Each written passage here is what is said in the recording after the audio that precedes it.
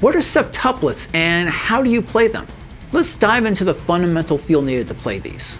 To give you the technical answer first, a septuplet is a tuplet broken into 7 parts. What does that really mean? Well, let's compare it to some other odd numbered tuplets. You'll see here our first little guy, you might be familiar with him. He's our triplet. That is a 3-note tuplet. The next thing there, where it's broken into 5 parts, that is called a quintuplet.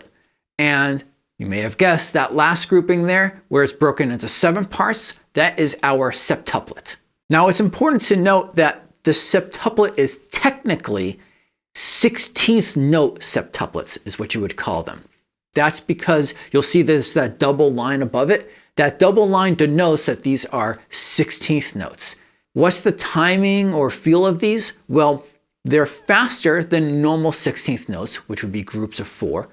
They're faster than 16th note triplets, which would be groups of 6, but they're slower than 32nd notes, which are groups of 8. Now, to keep things simple, I'm just going to refer to these as septuplets throughout this video instead of 16th note septuplets.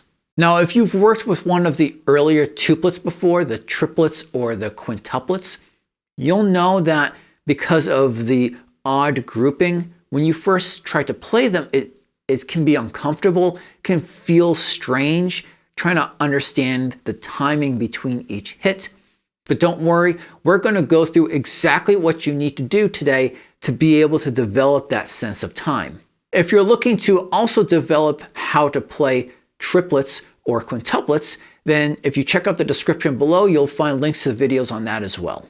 Let's take a look at this first exercise. Now, it may seem really basic, but these are super important because they'll help you develop a sense of how much time is in between each hit.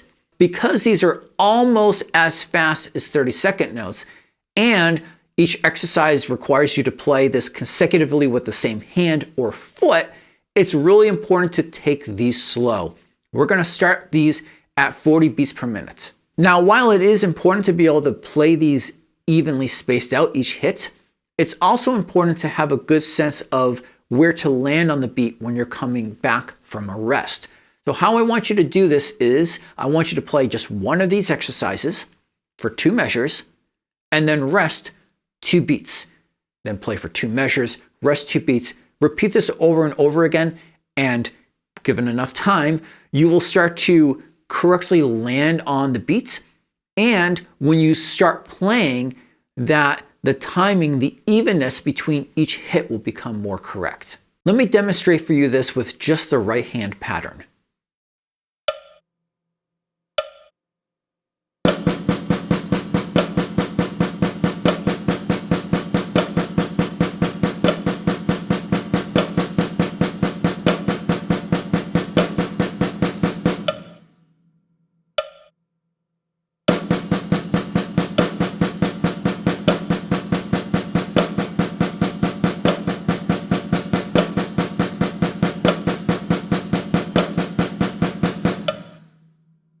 Okay, now we can get into some more interesting beats here. You'll notice that we're keeping the accents on the down beats, and that's mostly just as a crutch. Now I'm going to want you to play these starting at 40 beats per minute. Over time, build them up to 50 and 60 BPM. Once you have each of these 4 nice and solid, then you're going to go for a bit of a marathon. Take just that first exercise, play it 4 times through, and then without resting, jump to the second one. Play that 4 times, and then the third and the fourth. Let me demonstrate for you this at 40 beats per minute.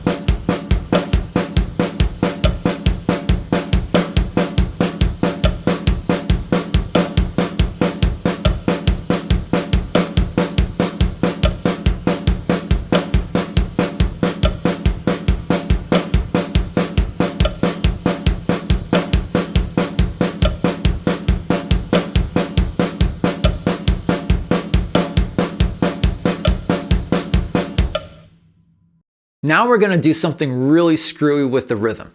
You'll notice that the accents are starting on the downbeats, but then they seem to be kind of floating around different spots in the measure. What we're doing is we're playing like 4/7, or in a sense, we're playing a grouping of 4 over our septuplets.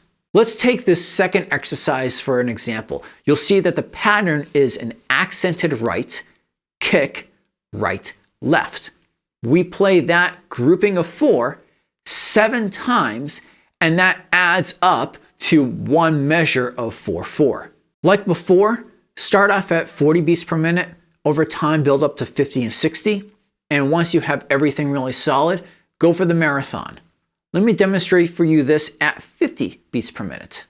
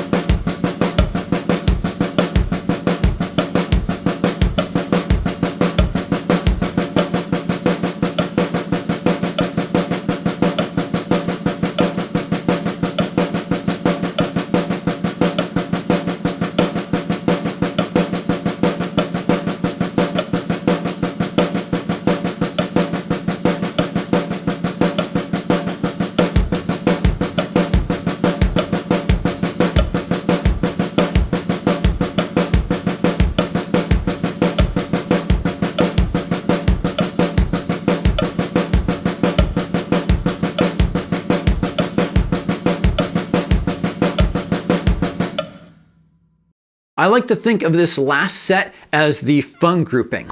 You'll notice that for each measure, where the accents are landing are in just completely different places, and this should help give you a good sense of just how many different patterns and accent patterns you can come up with for this. All the same rules apply here. Let me demonstrate this at 60 beats per minute.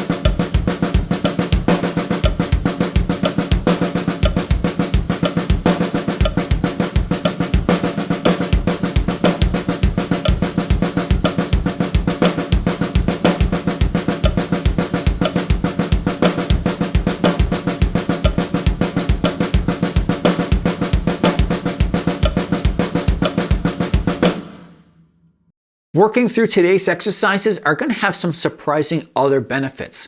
Not only will you learn septuplets, but your sense of time and your stick control will improve as well. And don't worry if this seems very challenging at first. If you spend just 15 minutes a day on this, you will see improvements in no time. I do have more cool lessons and tidbits coming out all the time, so if you don't want to miss out, then hit subscribe right over here or down below. And while you're waiting, check out this video.